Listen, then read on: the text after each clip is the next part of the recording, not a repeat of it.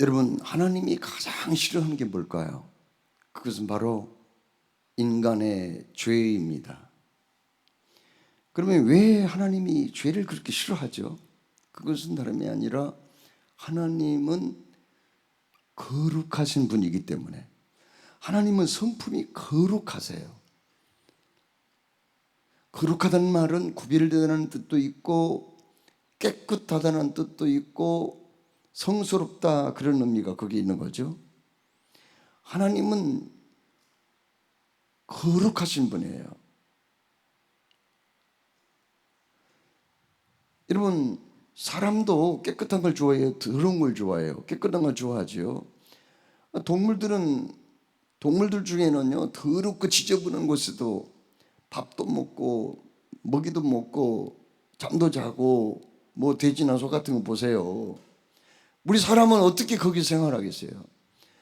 우리 사람은 깨끗한 걸 좋아하는 게 하나님의 형상대로 지음을 받았기 때문에 그래요. 새나 또 들짐승, 벌레들 중에는요, 더럽고 지저분한 곳에서도 살고 있거든요. 그러나 우리 사람은 그렇게 할 수 없다는 말이에요.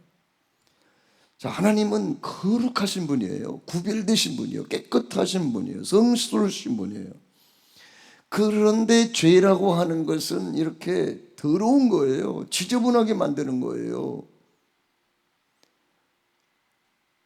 그래서 하나님은 죄를 싫어하신다니까요. 아무리 내 사랑하는 자식이라 할지라도 밖에서 친구들하고 놀다가 시궁창에 빠졌어요. 더럽고 막 그냥 추한 구덩이에 빠졌어요. 온몸이 다 엉망이에요. 또 뭘 그렇게 재미나게 놀았는지 그냥 땀을 펄펄 흐르고 막 얼굴에 더러운 먼지로 가득 묻어 있어요. 더러운 오물이 묻어 있어요. 그리고 집에 들어오면 엄마 하고 들어오면은 어서 와라 내 아들 하면서 내 딸 하면서 반갑게 맞이하진 않잖아요. 일단 어떻게 해야 돼요? 아무리 추운 겨울날이고 그 아이가 빨리 좀 안방에 들어가 몸을 녹이고 싶다 하더라도 일단 씻어야 되잖아요. 왜요? 더러우니까. 하나님은 가장 싫어하는 게 죄라는 거. 죄는 사람을 더럽고 추하게 만드는 거기 때문에 하나님은 죄를 씻어야 된단 말이에요. 이 죄가 문제예요. 여러분, 하나님하고 사람이 얼마나 친밀하게 교제해 있습니까? 해와 달과 별을 지으시고 우주 만물을 창조하신 하나님이 그때마다 보시기에 좋았더라, 보시기에 좋았더라 이렇게 말씀했지만 마지막 인간을 창조하시고 나서 뭐라고 말씀했어요? 거기다가 단어를 하나 보탰어요. 보시기에 심히 좋았더라.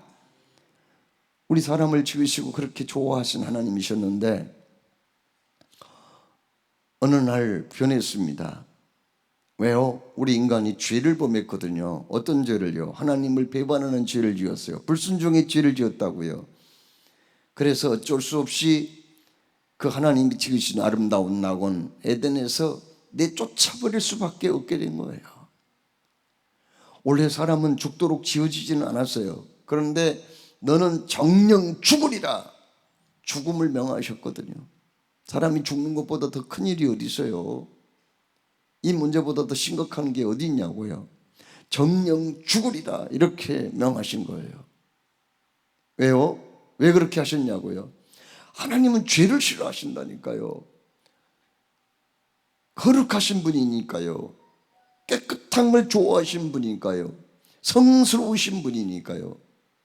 그래서 죄를 그렇게 싫어한 거예요. 자, 그런데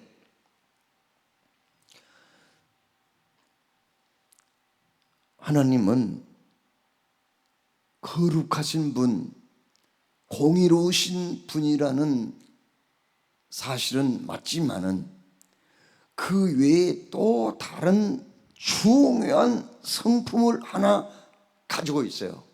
그게 뭘까요? 사랑이라는 성품입니다. 그렇습니다. 하나님은 거룩하신 분이고 공의로우신 분이지만은 더럽고 추한 걸 싫어하는 성스러우신 분이지만은 또 다른 성품 하나를 가지고 있다는 거예요. 그게 뭐예요? 사랑이란 말이에요. 사랑. 우리 사람이 죄를 범하며 하나님을 배반했어요. 하나님을 등졌습니다. 그래서 에덴 동산에서 쫓겨버렸어요. 참으로 우리 인간에게는 각종 노동의 고통, 질병의 고통, 저주와 재앙의 고통, 자연재해의 고통, 죽음이라는 게 또 오게 됐단 말이에요. 그러나 하나님은 그것으로 끝나지 아니하고 사랑이라는 성품을 가지고 계셔서 우리 사람을 불쌍히 여기시고 어떻게 하셨나요? 불쌍히 여기시고 구원하실, 우리 인간을 다시 맞아주실, 용서해 주실 계획을 세우셨다고 말씀하셨어요.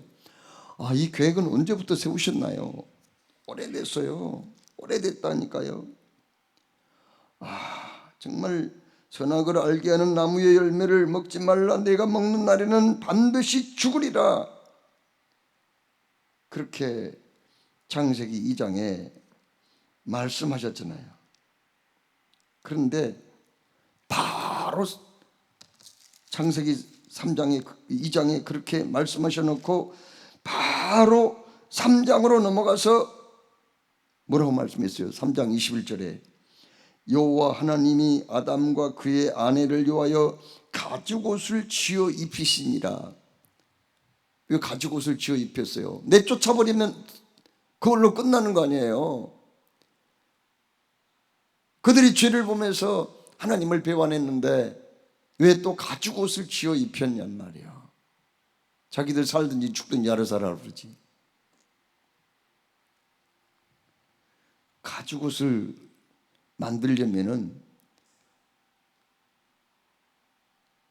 그냥 만들어지는 게 아니에요.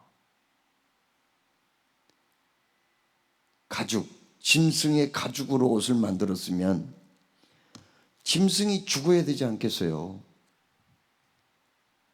피를 흘려야 되지 않느냐 말이에요.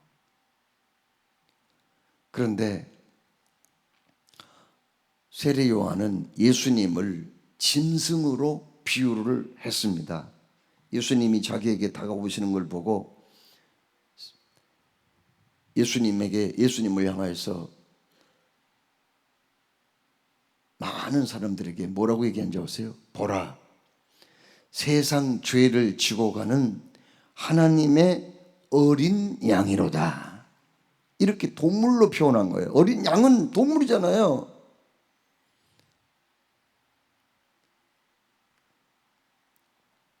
에덴 동산에서 아담과 하와를 내쫓아 버릴 때,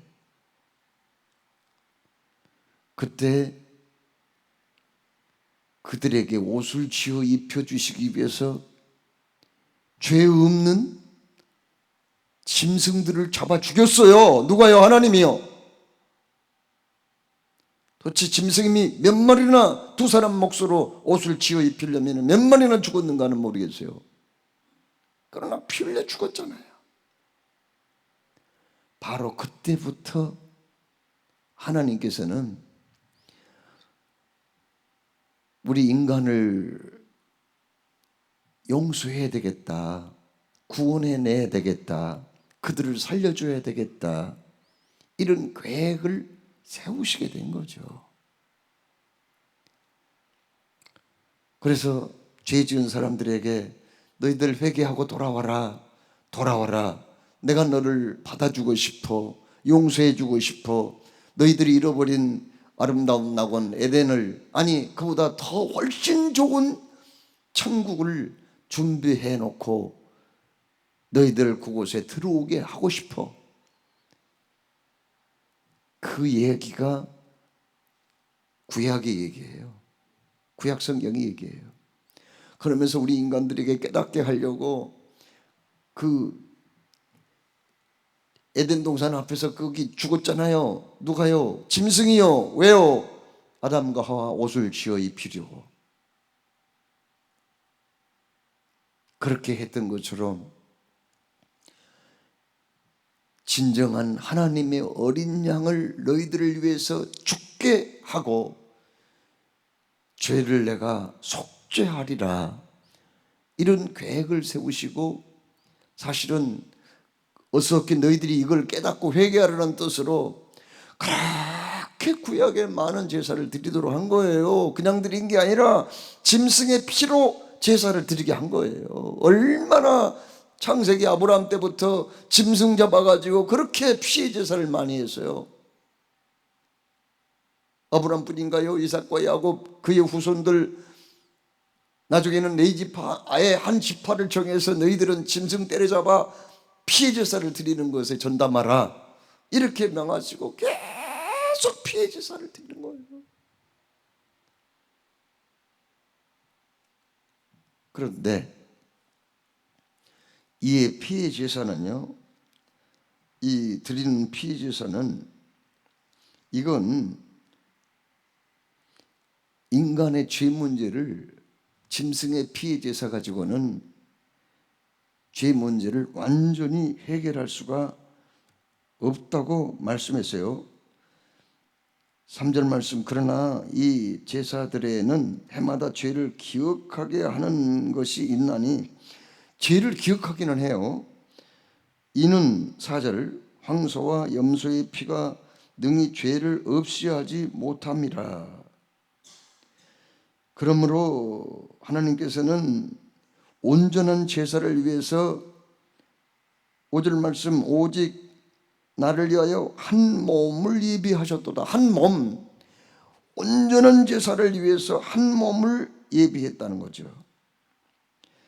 11절에도 뭐라고 말씀해요? 제사장마다 매일 서서 섬기며 자주 같은 제사를 드리되 이 제사는 언제나 죄를 없게 하지 못하거니와. 이 근본적으로 죄를 없이 하지는 못해요, 짐승의 제사가. 12절, 오직 그리스도는 죄를 위하여 한 영원한 제사를 드리시고 하나님 우편에 앉으사. 13절, 그 후에 자기 원수들을 자기 발등상이 되게 하실 때까지. 무슨 말인가요? 이 세상에는 마귀가 날뛰고 있잖아요, 원수들. 그러나 이것들을 다 굴복시킬 날이 이제 뭐잖아, 온다는 거예요. 발등상 발판 아닙니까? 발판에 그냥 확 짓밟고 꼼짝 못하게 할 날이 온다는 거예요. 발등상이 되게 하실 때까지 기다리시나니 그가 거룩하게 된 자들을, 거룩하게 된다는 말은 무슨 말이에요? 하나님같이 된 사람들이에요. 죄를 회개하고 주님께 돌아온 사람들, 하나님의 백성들을 말합니다. 거룩하게 된 자들을 한 번의 제사로 영원히 온전하게 하셨느니라. 아멘. 예수님이 당신의 몸을 들여 십자가상에서 피 흘리심으로 한 번의 제사로 모든 죄 문제를 해결했다. 자, 그러면 여기 문제가 하나 생겨요. 이렇게 주님이 한 번의 제사로 당신의 몸을 바쳐서 피 흘려 제사를 했다고 했는데, 그러면은 여러분 죄가 없는가요? 정말 죄가 없어요? 그런 문제가 걸려요. 많은 성도들이 거기에 뛰어넘지를 못하는 경우가 많이 있습니다. 아니, 용서해 주셨으면은 죄 없냐고요. 사람이 살다 보면은 본의 아니게 악한 생각, 미워하는 마음도 품게 되는 거고, 또 그러지 말아야 되지만 순간의 위기를 피하기 위해서 거짓말도 하게 되고, 또 그 이상의 어떤 죄도 짓게 되는데, 아니 죄가 없다니요. 도대체 그 말이 무슨 말입니까? 자, 여러분, 우리가 꼭 오늘 아침에 알아야 할 건 뭐냐면은 죄 중에는 두 종류가 있다는 것을 알아야 돼요. 무슨 종류예요? 죄에는 뿌리와 같은 원죄가 있고요, 또 나무로 말하자면 가지나 줄기, 이 가지나 나뭇잎 같은 자범죄가 있는 거예요. 우리가 구원받지 못하고 지옥에 갈 수밖에 없는 죄는 원죄거든요. 이 원죄라는 건 뭔가요? 하나님을 알지 못한 죄예요. 하나님을 배반한 죄예요. 우상 숭배했던 죄예요.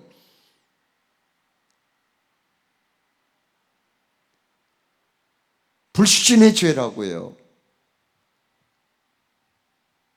이 원죄, 이걸 해결해야 돼요. 원죄 이걸 해결해야 된단 말이에요. 원죄를 해결하지 못하면은 그건 용서받을 길이 없는 거죠. 아무리 착하게 사는 산들, 공을 세우고 그리고 많은 사람들에게 칭찬받고 박수갈채를 받는다고 하더라도 이 원죄 문제를 해결하지 못하면 그 사람은 구원받을 길이 없어요. 그렇습니다. 바로 하나님을 알지 못한 죄, 우상 숭배했던 죄, 하나님과 등지고 살았던 나의 삶, 하나님과 전혀 상관이 없이 내가 내 인생의 주인이 되어서 살았던 그 원죄 말이에요.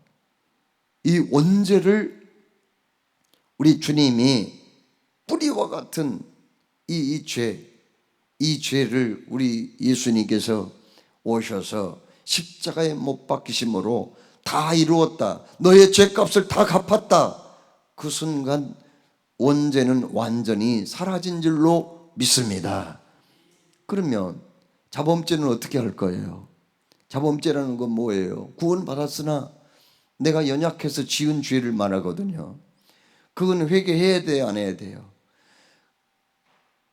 그런데 정확하게 표현하자면 구원을 받을 회개는 일회성이에요. 한 번이면 되는 거예요. 그러면 구원받으는 아니 뭐 무슨 구원을 받았는데 무슨 죄를 또 회개하느냐 이런 사람이 있어요. 그러나 목욕하고 왔어도 집에 들어오면 손발은 또 씻는 것과 같이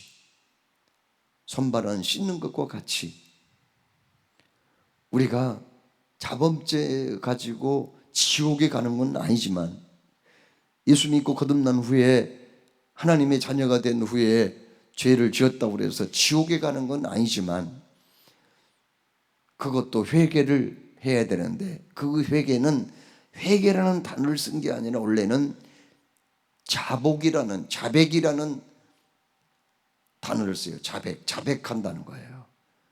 구원을 받을 회개는 일회성이라니까요. 한 번이면 되는 거예요.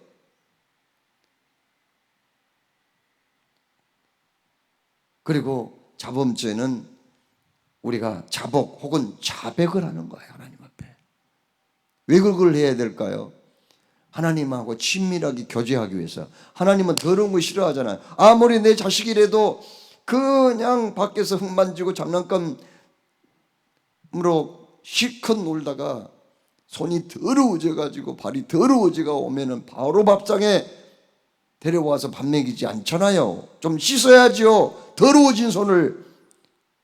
하나님과 같은 밥상에서 우리가 식사를 하고 교제를 하기 위해서는 깨끗해져야 된다고요.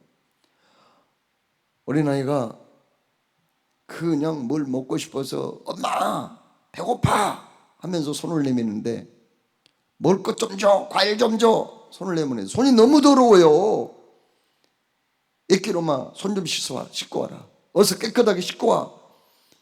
이렇게 한 후에 과자 하나 먹을 것을 주는 것처럼 우리가 자복하지 못하고 더러워진 그릇을 가지고 있으면은 거기다가 은혜를 부어줄 수가 없어요. 복을 부어줄 수가 없어요. 그래서 씻는 거예요.